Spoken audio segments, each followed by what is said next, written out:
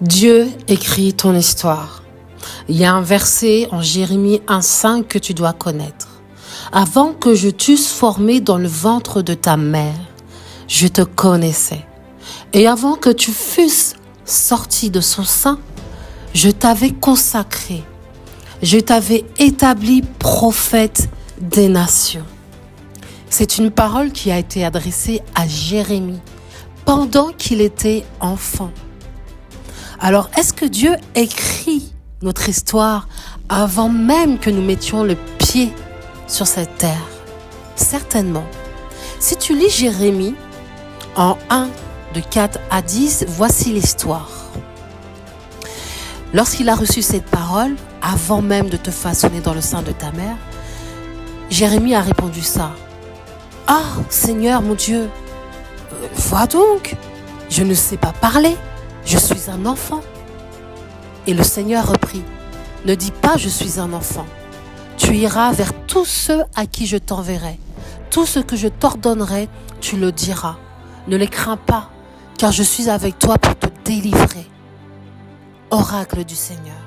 Puis le Seigneur étendit la main et me toucha à la bouche. Il me dit, « Voici, je mets dans ta bouche mes paroles.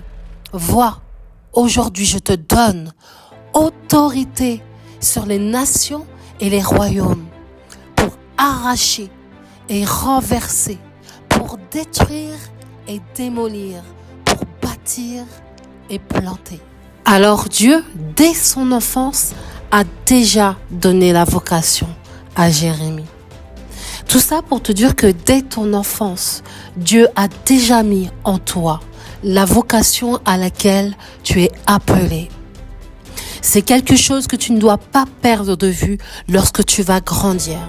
Il y a beaucoup de distractions qui vont t'éloigner de ce que Dieu avait prévu pour toi. Tu croiseras peut-être sur ton chemin des personnes qui vont te détourner, consciemment ou inconsciemment, du but que Dieu avait pour toi. Tu vas avoir des défis, des épreuves qui vont vouloir t'empêcher de rentrer dans ta vocation, t'empêcher de rentrer dans ton rêve, dans le but pour lequel Dieu t'a créé, dès le ventre de ta mère. Il y a aussi les soucis de la vie, où il y a les mauvaises rencontres. Tu dois faire attention à la distraction. Jérémie, lorsqu'il a entendu Dieu lui dire ça, il a commencé à se sous-estimer parce qu'il ne parlait pas bien. Alors il va rentrer en protestation avec Dieu. Il va dire, j'ai pas le potentiel, j'ai pas les capacités pour ça. Je suis pas capable de pouvoir m'exprimer devant les gens. Et en plus, je suis super jeune. Je sais pas parler, moi. Je sais pas m'exprimer en public.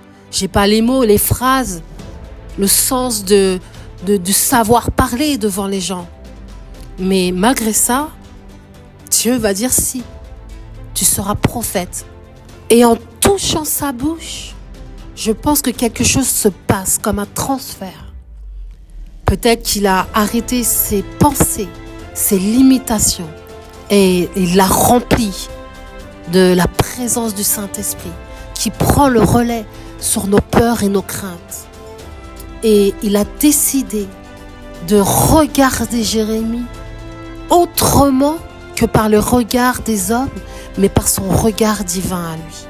Lorsque Dieu décide de toucher la bouche de Jérémie, je pense qu'en même temps, il met le message qu'il est censé délivrer aux nations. Et c'est là qu'on comprend très clairement que Jérémie a été choisi avant sa naissance pour proclamer ce message. Et ça a été un message bien précis. Il a exhorté les gens à avoir un autre cœur, à se tourner vers le vrai Dieu. Son message nous concerne tous. C'est Dieu qui t'appelle et c'est Dieu qui va t'équiper. En t'équipant, il va mettre un message à l'intérieur de toi, bien précis, pour exhorter les gens qui seront mis sur ton chemin, vers qui il va t'envoyer, toi. Si Dieu a été capable d'aller chercher Jérémie, fils de Hilkija, dans un petit village situé à 5 kilomètres au nord-est de Jérusalem, dans le territoire de Benjamin, alors il peut décider de venir te chercher là, toi, où tu te trouves. Que tu sois reculé de Paris, reculé de la banlieue, que tu sois dans un petit village. Si Dieu décide de venir te chercher pour te former pour ta future mission dès ta jeunesse, il le fera. Dieu ne l'a pas seulement appelé et préparé, mais il l'a équipé. Et il lui a donné une parole puissante. Vraiment un schéma pour son ministère prophétique puissant. Voici, je mets mes paroles dans ta bouche. Regarde, je t'établis aujourd'hui sur les nations et sur les royaumes. C'est puissant pour que tu arraches et que tu abattes. Donc il a reçu une arme.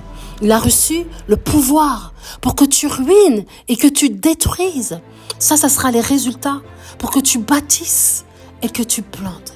Il aura la capacité de reconstruire, de rebâtir, de replanter, de redonner vie. Il a donc confié vraiment à Jérémie cette mission de proclamer la destruction et la création de certaines nations avant même que ne soit établi le royaume de Dieu. Quand tu lis Jérémie, tu te rends compte de la puissance que Dieu lui avait donnée. Il a quand même eu un ministère qui s'est étendu sur plus de 40 ans. Et il a écrit des livres portant son nom et celui des lamentations. Il a vécu à la même époque que les prophètes Sophonie, Nahum, Habakkuk, Daniel et Ézéchiel. Jérémie a fait partie de cette génération qui a assisté à la démolition de hauts lieux païens, d'autels, de statues, d'idoles et même de temples datant de l'époque du roi Salomon. Il a été le témoin du désastre dont Dieu avait menacé le peuple pour sa méchanceté. Et il allait partager l'affliction et les épreuves qui allaient succéder à la destruction de Jérusalem. Parfois, ta vocation, ton appel te demandera énormément de courage. Nous avons tous été choisis avant notre naissance. À nous de répondre un oui ferme pour la vocation que Dieu a pour notre vie. Oui, Dieu te connaissait avant même de t'avoir formé dans le ventre de ta mère.